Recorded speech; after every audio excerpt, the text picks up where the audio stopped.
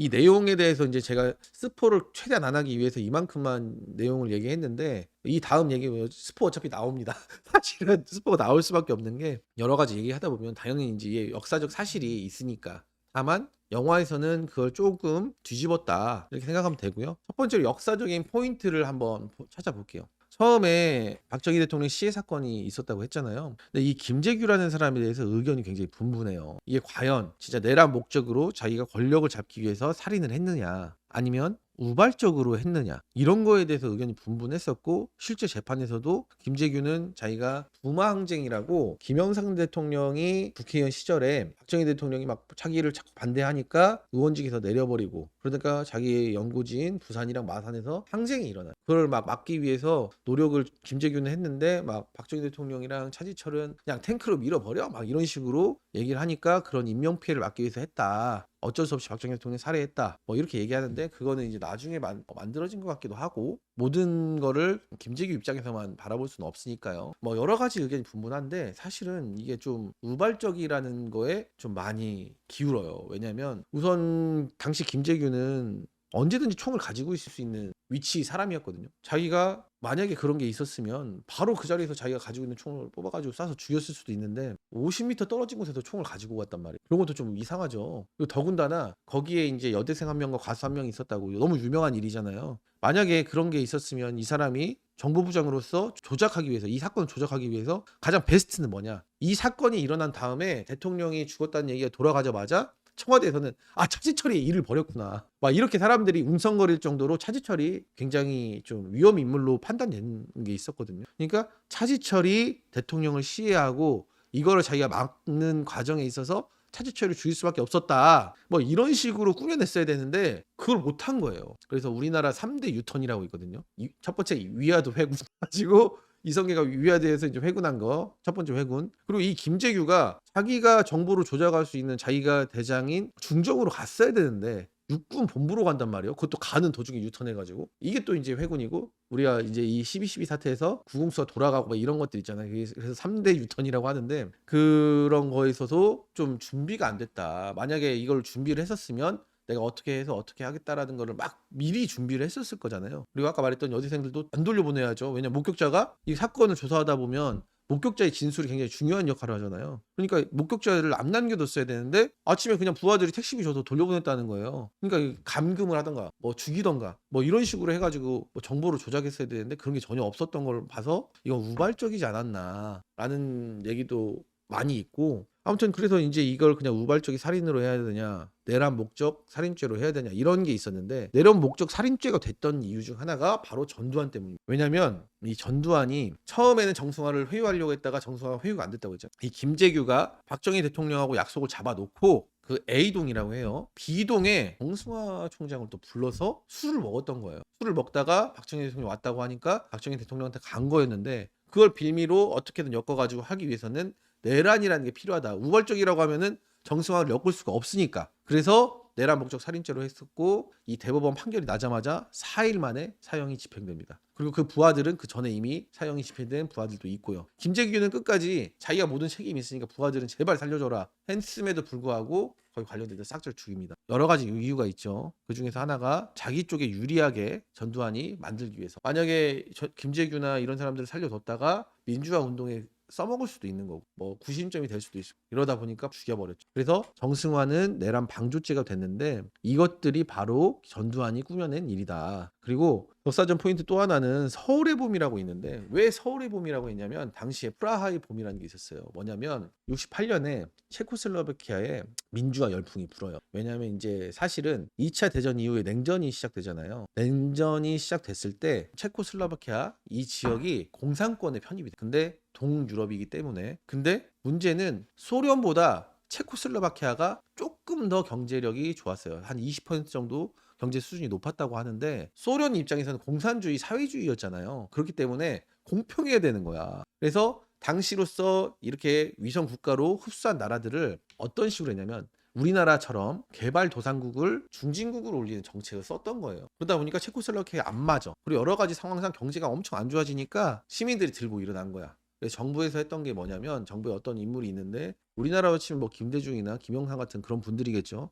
그래서 약간의 언론 통제도 풀어주고 약간 시위도 하게 해주고 그런 식으로 해서 이런 걸 좀 풀어줌으로써 사회주의로서 같이 갈 수 있는 여러 가지 시장 경제도 조금 도입하고 이런 식으로 해서 만들려고 했었는데 하나를 풀어주니까 시민들이 지금까지 엉들려 있던 거죠. 막 더 거센 민주화의 열풍이 불어나는 거예요. 안 되겠다. 우리는 이거 받아들일 수밖에 없다 했는데 소련 입장에서는 받아들일 수가 없죠. 왜냐하면 이걸 하나 받아들이는 순간 다른 위성 국가들에서도 이런 요구 사항이 일어날 수 있으니까. 그래가지고 소련에서 전화합니다. 당장 철회하라. 근데 철회할 수 있나요? 뭐 위에서 시킨다고 뭐 바로 될 수 있나? 민중들이 그렇게 들고 일어나는데 예를 들어서 우리 박근혜 촛불혁명 때 누군가 철회해라 하면은 시민들 다 들어갔을까요? 안 들어간단 말이에요. 그래서 어쩔 수 없다고 판단하고 있는데 바로 소련이랑 폴란드랑 이런 데서 군대를 몰고 들어옵니다. 그리고 그때 그런 민주화를 주도했던 사람을 소련으로 데려가서 억지로 돌리겠다 쓰게 해서 다시 고국으로 보낸 다음에 갈아치워버려요. 친소련에 맞는 사람들한테. 그리고 시민들이 그런 소련의 무력으로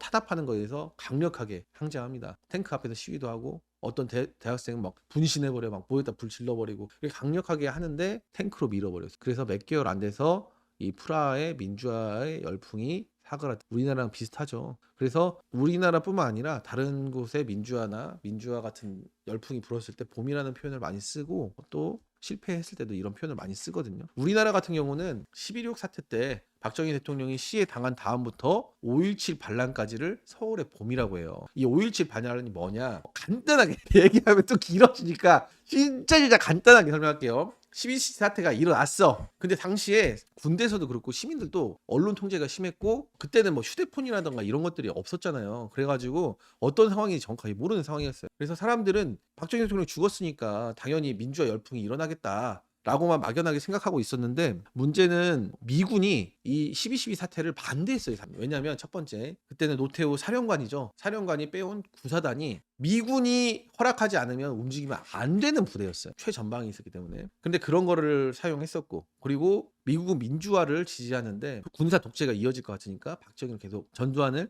계속 견제를 했었는데 그래서 전두환이 처음에는 자기 정치 안 하겠다. 이 사태가 수습되면 뭐 당연히 정치인들에게 다시 권력을 이양하겠다 이런 식으로 했었는데 바로 5월 17일 날 이 말을 싹 다 뒤엎고 바로 전국에 비상계엄을 전국으로 확대합니다. 아까 전에 어떻게 했죠? 제주도 빼고였잖아요. 전국으로 하고 국회를 해산시키고 그리고 국가보위 비상대책위를 국보위라고 하거든요. 이걸 설치해가지고 모든 실제적인 권력을 장악해버립니다. 그래서 5월 18일에 바로 광주에서 민주화 항쟁이 일어났던 거예요. 그래서 여기까지를 서울의 봄이라고 하고 우리도 9개월 또는 한 6개월, 7개월 만에 이 봄이 끝났다. 이런 표현을 썼는데 뭐 이런 역사적 사실이 있었다는 것을 우선 알아두고 이 뒤에 제가 자세히 설명하겠습니다. 미군은 이미 반란을 포착을 했어요.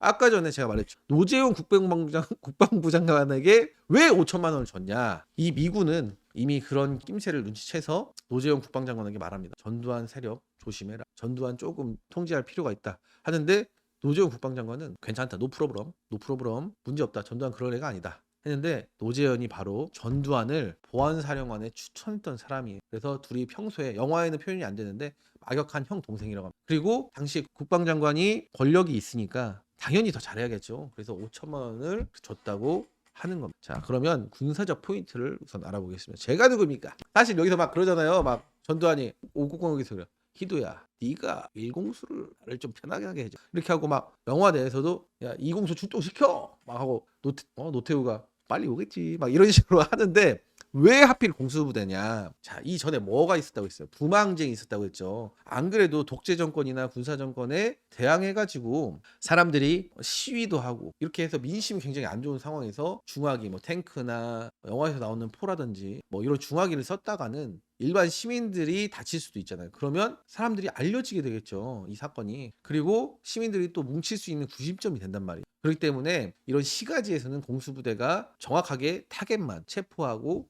또는 타겟만 뭐 사살하는 이런 식의 것들이 중요하기 때문에 공수부대의 위치가 굉장히 중요했다 하고 노태우 구사단 아까 제가 얘기하려고 했었는데 노태우의 구사단이 과연 어디 있었는지. 자, 구사단이 어떤 부대냐. 자, 바로 백마부대라는 백마부대가 어딨냐. 바로 여기입니다. 여기가 어디냐? 파주예요, 파주. 자, 우리가 사실 경기도 북부라고 하면 경기도 북부 뭐 어딘가 있겠지 이렇게 하는데 사실 요거 보면 충격적일 겁니다. 왜냐면 여기가 여기가 부대 앞이에요. 부대 앞 정류장 파주시라고 써 있죠. 자, 확대해 보겠습니다. 깜짝 놀라십니다. 깜짝 놀랄 준비하시고 조금 올라가죠. 좀 올라가죠. 좀 올라가죠. 자, 서울 보입니까? 아직 서울 안 보이죠? 지금 이제 서울 보이기 시작했죠? 자, 근데 뭐가 보여요? 개성이에요. 조금만 더 크게 할게요. 개성이 여기인데 파주가 여기야. 여기 있는데 부대를 두 부대 빼서 서울로 보낸 거예요. 어떻게 되겠습니까?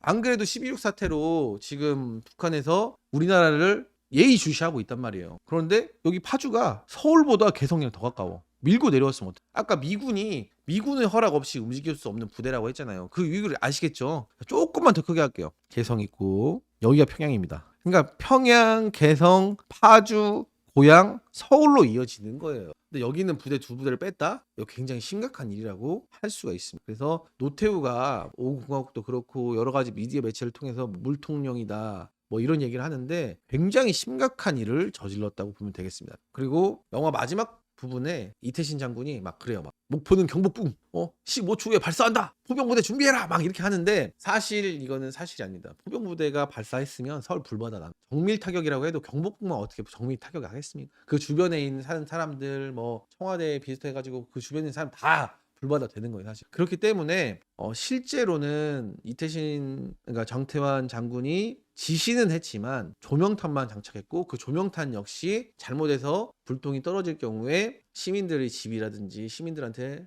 위협이 된다고 해서 실제로 발사하지 않았습니다. 자, 영화적 포인트 한번 볼게요. 아까 말했듯이 서울의 봄이 영화인데, 영화 제목인데 서울의 봄은 엔딩에 잠깐 나와요. 그리고 엔딩에서 이렇게 신군부, 여기가 이제 전두환 보안사령관이죠. 여기에 황정민이 앉으면서 도희철이 네가 여기 앉아라 하면서 막 영화에서 이제 자리 배치하는 그런 장면으로 나와서 사진 찍으면서 이게 실제 사진으로 변하면서 영화가 끝나고 서울의 봄 얘기가 잠깐 나오다가 영화가 끝납니다. 이건 제 생각엔 그래요. 역설적인 표현이 아닌가. 우리 민주화의 그런 기대, 민주화가 열리고 새 시대가 열린다라는 기대를 좌절시킨 게 바로 이 12.12 사태다라는 거를 역설적으로 보여주기 위해서 제목을 그렇게 만들었지 않았나라는 생각을 하고, 이 신군부의 탄생이 민주화를 한 10년이 뭐야, 한 15년 늦췄죠. 그리고 영화에서 가명을 써요. 누가 봐도 전두환인데 전두광이라고 표현하고, 누가 봐도 노태우인데 노태건이라고 하고, 뭐 이런 식으로 이름을 조금씩 바꾼 게 사실은 이게 영화적 허용, 뭐 예술적 허용, 자유 표현의 자유, 뭐 이런 식으로 해서 원래는 실명을 써도 돼요. 요 사건이 요거 모르는 사람 많습니다. 어떻게 해서 이루어졌냐, 요거 얘가 맞습니다. 뭐냐면 때는 미국에서 일어난 일이, 플레이보이 아시나요? 갑자기 야한 얘기 아니냐고 물어보지 말고. 자, 플레이보이라는 잡지 아시죠? 그 잡지에 회사를 만든 사람이 있을 거 아니에요. 그 사람이 소위 말해 야설이죠. 플레이보이가 성인 잡지니까 야설을 쓰는데, 그때 당시 유명한 목사 있죠. 목사랑 누가 바람핀다 뭐 이런 식으로 야설을 쓴 거예요. 근데 그 목사 입장에서는 어떻게 했냐고, 자기 성직자인데 난리가 났죠. 그래서 법정 소송이 붙은 거예요. 근데 그 목사가 그 기사 내리고 사과해라, 그럼 자기는 더 이상 성직자로서, 그러니까 신사적으로 그렇게 했는데, 이 사람이 끝까지 간 거야. 끝까지. 대법원까지 가. 나는 노빠꾸야.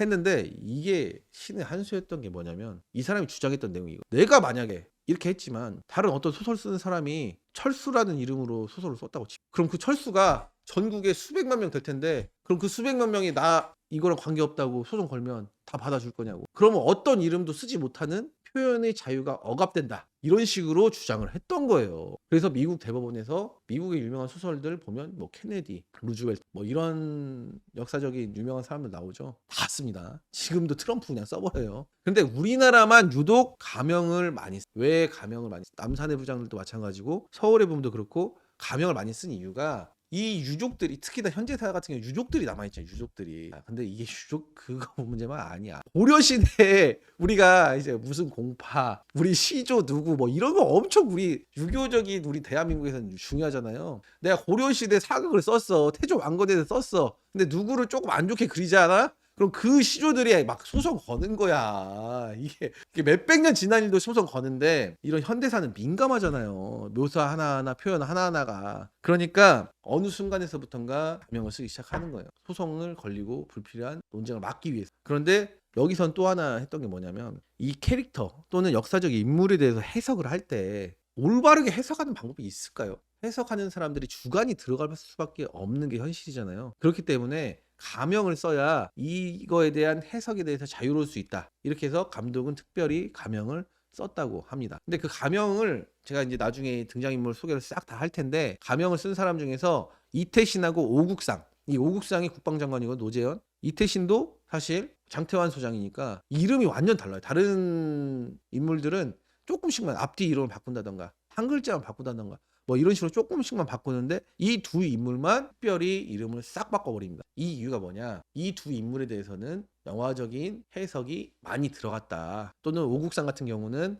오국상이 얘기 안 하는 리가 없는데 제가 영화를 2번 봤어. 근데 2번째 나오는데 아줌마 그러는 거야. 생전 처음 본 아줌마가 나한테 아니 이게 국방부장관 누구예요 도대체 막 이러는 거예요 진짜. 그럴 정도로 최고 빌런이었단 말이야. 그리고 영화 시사회 같은 거 할 때도 이 배우가 직접 막 빌런 역할을 해서 깨알 재미도 준 것도 있고. 근데 노재현 국방장관이라고 해버리면 유족들이 소송 안 걸겠어. 고려 시대에 있었던 일들도 지금 소송 걸고 난리 개판인데. 그렇기 때문에 이런 가명을 썼다. 여기서 나왔던 허구의 인물들이, 허구의 장면들이 있어요. 근데 좀 사실 이거는 좀 나도 오글거렸어. 여러 가지가 있었는데, 행주대교에서 장판파 해버립니다. 자, 이 대신이 자 막 다른 대교를 다 막아요. 막 다른 여기는 다 수방사 관할이니까 바리케이드 쳐 해가지고 다 막아버리는데, 행주대교는 관할이 아닌 거야. 그래가지고 거기를 막기 위해서 하는데 막 감청미, 회유와 협박 이런 것 때문에 행주대교를 못 막어. 그러니까 혼자 가가지고 막 부하랑 막 바이케트 밀고 해가지고 막는데, 사실 이거 허구입니다. 그리고 거짓말처럼 이태신이 딱 이렇게 있으니까 이공수가 돌아가 유턴해가지고, 이게 말이 안 되는 거거든요. 이런 장판파 이거 허구고요. 약간 이 옆에 있는 사진이 굉장히 유명한 사진이에요. 이 천안문 사태 때 이 셀러리맨 한 명이 이 탱크를 막아서는 장면인데, 이게 민주화의 상징이죠. 민주화 항쟁을 하는데 탱크들 무력 진압을 하는 이런 상징적인 장면을 패러디했다, 이렇게 보시면 되겠습니다. 자, 그리고 마지막 장면이죠. 이 광화문 대첩. 솔직히 이것도 좀 오글거렸어 사실은. 그래가지고 마지막에 어떻게 되냐면, 원래 역사는 장태원 소장이 다 연병장에 집합시킵니다. 그래가지고 진짜 비전투 병력이 취사병이랑 다 나오라고요. 그래가지고 딱 막는데, 막으러 가자 막 하고 막 연설을 하고 하는데, 사실 역사는 집합은 시켰고 아까 포병한테도 그런 지시시킨 건 맞는데 어떻게 되냐, 부하들이 말려. 영화에서도 말리잖아요. 나는 가겠다. 나는 지금 역적을 때려잡으러